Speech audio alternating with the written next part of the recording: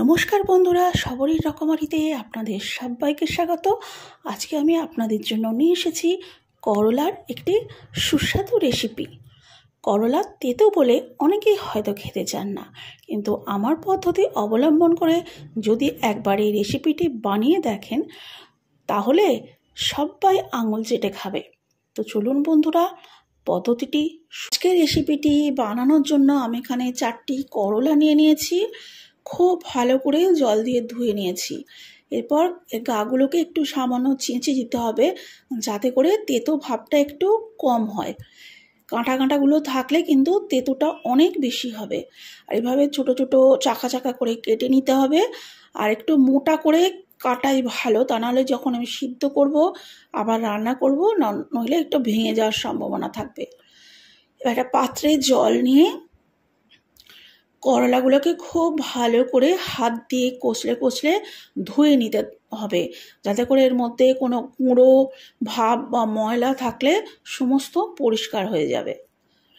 এবার এদিকে গ্যাসের মধ্যে কড়ায় জল নিয়ে তার মধ্যে দিয়ে দিয়েছি 1 চামচ মতো নুন, আর কেটে রাখা করলাগুলো জলের মধ্যে অ্যাড করে দিয়ে সামান্যক্ষণের জন্য এটাকে একটু ভাপিয়ে নিয়েছি।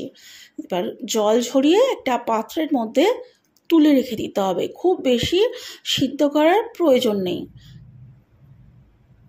এবার একটা ছাঁকনিতে তুলে নিয়ে জলটাকে ফেলে দিয়ে কড়াটাকে পরিষ্কার করে নিয়ে এর মধ্যে 2 চামচের মতো সর্ষের তেল দিয়ে নিলাম, আর সিদ্ধ করে রাখা করলাগুলো এতে দিয়ে খুব ভালো করে নাড়াচাড়া করে ভেজে নিতে হবে।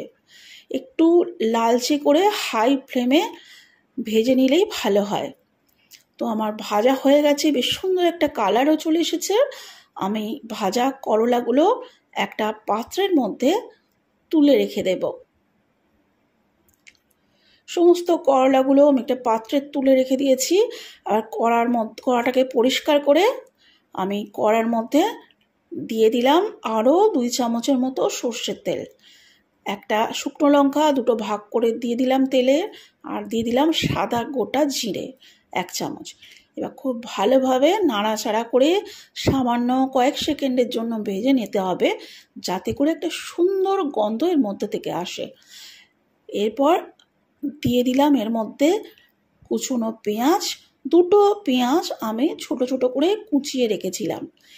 পেঁয়াজটা নাড়াচাড়া করে যতক্ষণ না এর মধ্যে স্বচ্ছ ভাব আসে ততক্ষণ ভাজতে হবে। এবার একটা টমেটো কুচো করে রেখেছিলাম, সেটা এর মধ্যে অ্যাড করে দিয়েছি। আর 2 কোয়া বড় রসুন, 1 ইঞ্চি আদা আর 2টো কাঁচা লঙ্কা পেস্ট করে রেখেছি, এটাও পেঁয়াজের সাথে অ্যাড করে দিলাম। এবার খুব ভালোভাবে নাড়াচাড়া করে ভেজে নিতে হবে যতক্ষণ না আদা, কাঁচা লঙ্কা আর রসুনের কাঁচা গন্ধটা চলে না যায়, ততক্ষণ একটু ভালোভাবে নাড়াচাড়া করে ভেজে নিলাম। এবার চাপা দিয়ে আরও 2 মিনিটের মতো ভেজে নেব, যাতে করে টমেটো আর পেঁয়াজটা নরম হয়ে যায়।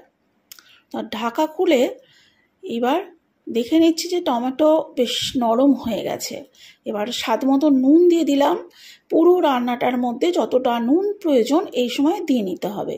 দিলাম 1 চামচ হলুদ গুঁড়ো, 1 চামচ জিরে গুঁড়ো, 1 চামচ ধনে গুঁড়ো, 1 চামচ কাশ্মীরি লাল লঙ্কার গুঁড়ো।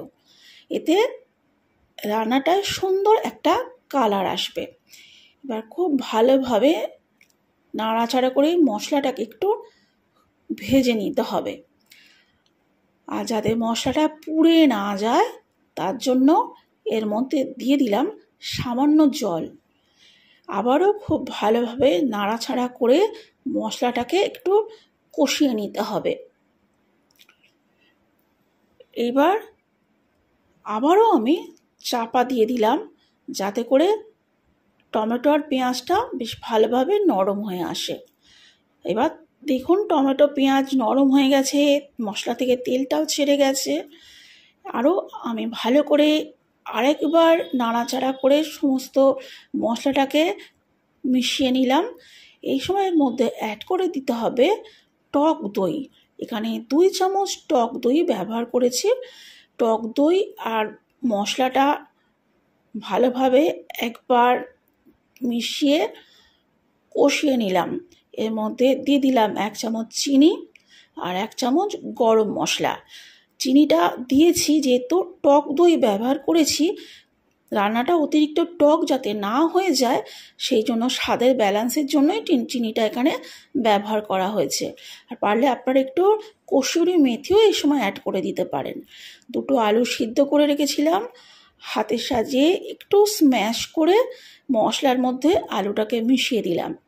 এবার আবারও একবার ভালোভাবে নাড়াচাড়া করে মশলার সাথে আলুটাকে মিশিয়ে কষিয়ে নিতে হবে।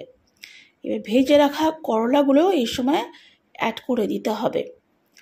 আলু, করলা আর সমস্ত মশলা, পেঁয়াজ যা কষিয়ে রেখেছিলাম খুব ভালোভাবে নাড়াচাড়া করে মিশিয়ে দিতে হবে। এবার এর মধ্যে দিয়ে দিলাম 1/2 গ্লাসের মতো জল বা বড় 1 কাপ জল। আর খুব বেশি জল ব্যবহার করব না, যেহেতু রেসিপিটা একটু গামাখাই হবে। আর যেহেতু আলু করলা আগে থেকে সিদ্ধ করা আছে, করলাগুলো ভেজেও রাখা আছে, তো খুব বেশি রান্না করার প্রয়োজন নেই। 1 মিনিটের মতো একটু ফুটিয়ে নিলেই হয়ে যাবে।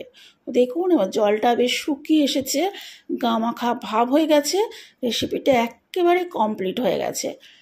আমি একটা পাত্রেই পরিবেশন করে দিয়েছি। তো বন্ধুরা, কত সহজে সাধারণ করলা দিয়ে, বাড়িতে থাকা সাধারণ উপকরণ দিয়েই আপনারা এত সুন্দর রেসিপি বানিয়ে নিতে পারলেন।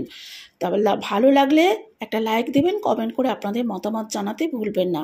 আজকে ভিডিওটি এখানেই শেষ করছি, আবার হাজির হব নতুন ভিডিওতে।